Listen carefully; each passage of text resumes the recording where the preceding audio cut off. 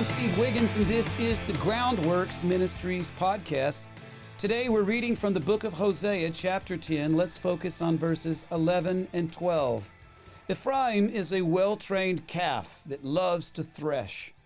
But I will place a yoke on her fine neck. I will harness Ephraim. Judah will plow. Jacob will do the final plowing. Sow righteousness for yourselves and reap faithful love. Break up your unplowed ground. It is time to seek the Lord until He comes and sends righteousness on you like the rain. Now, as we move into the latter half of the Old Testament, the name Ephraim is used frequently among the prophets. Apart from being a tribe of Israel, Ephraim is also synonymous with idolatry, and primarily because Jeroboam, the Ephraimite, person from the land of Ephraim, he led Israel astray as their leader. He did so by dividing the kingdom politically and spiritually.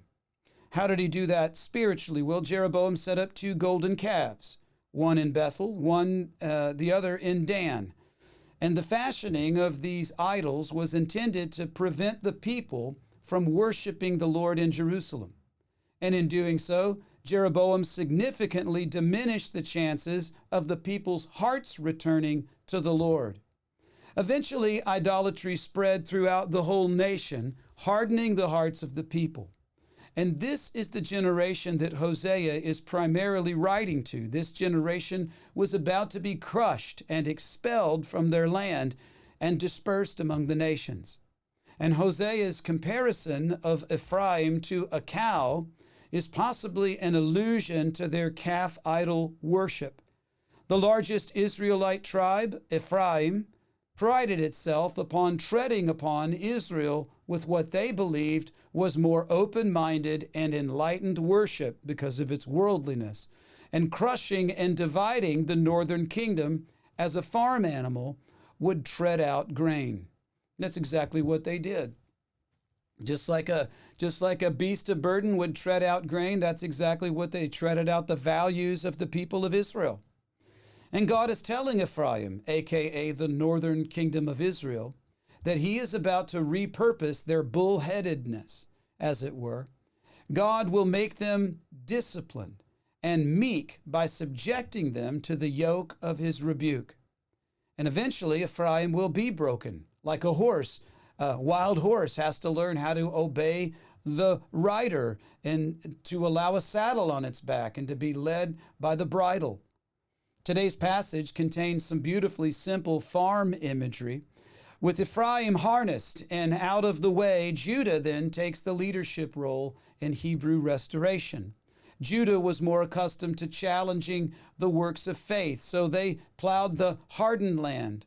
And the rest of Israel follows Judah's example by further breaking up the clods that Judah broke up. And in simple terms, Israel's national heart was like hardened earth. Hard to get the seed of the gospel down into the ground when it's hard like steel. So by driving Israel out to live among and to be subject to the Gentiles, God maximized their potential to turn back to Him.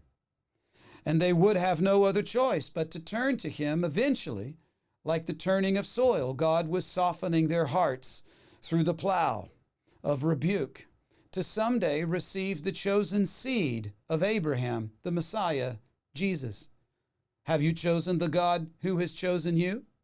Are you continuing to rebel against Him, hardening your heart toward the Messiah, Jesus, just like Pharaoh and Korah and Ephraim and a host of others throughout the Bible have suffered the Lord's rebuke?